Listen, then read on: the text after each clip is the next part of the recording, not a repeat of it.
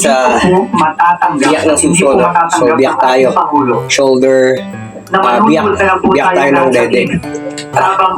At yun nga mga Kaanghelo University TV, kailangan natin pagurin yung katawan natin para bumiyak yung dede natin, no? So, ito yung program ko para bumiyak yung aking suso at bumungkol yung aking dibdib. So, kailangan natin pagurin yung ating muscle dyan para pumasok sa program natin yung muscle na pinoprogram natin para sa dede at shoulder and triceps. So, kapag sasabay-sabayin natin yan, isang open chest, ang gagawin natin, pasampu-sampu na lang kasi pagod na yung ating muscle. So 10 count tayo niyan, tapos 10 count din tayo ng salubong, So kailangan natin na kontrolin yung pagbubuhat natin para mamaga yan. 10 din tayo niyan. Kanina kasi 15-15 ako, pero ito ngayon dahil pagod na 10-10. So 10 apat natin di magiging magiging 40. Dapat ganun ang mangyari, So kailangan natin pagurin yung ating muscle sa mga pagbubuhat natin na ganyan. At yan na nga, kailangan natin yung ating opening chest dyan. So iniikot yan. Ito na yung ating pumping para doon sa shoulder, yung dito sa tabi ng chest, So kailangan mapamaga. Ito na yung buka, open na yan. Ma-open, bubuka yung ating chest. So kailangan natin gawin ito guys kahit na mahirap na at pagod na yung katawan ko dyan.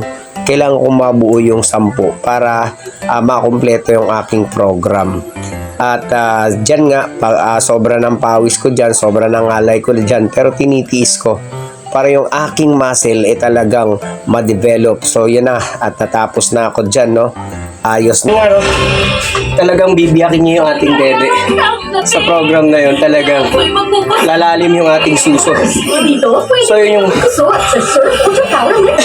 sabay na yung lalalim ng suso at saka yung angat ng ating shoulder, Yung ating shoulder aalsa.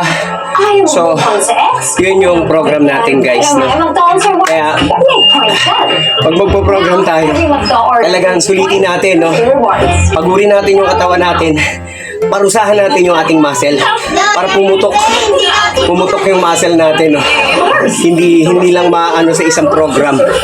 Kaya ayan yung ating dede dun sa pagpapapiga ng ating suso at ng ating shoulder. Pagod na yung aking muscle, 10 count tayo. Let's go! At yun nga, kailangan natin na sundan agad yung ating program, para mas lalong umalay ang ating muscle, So ulitin natin sa pangalawang pagkakataon para mas lalong lumamog. 3 times kasi yan So kailangan pag yung una ka kasi 15, pangalawa 10. So 10 ulit tayo. So naka 3 set na tayo dito sa pagkakataon na to. Talagang angalayin natin tong ating muscle para lumabas at pumutok talaga yung ating muscle.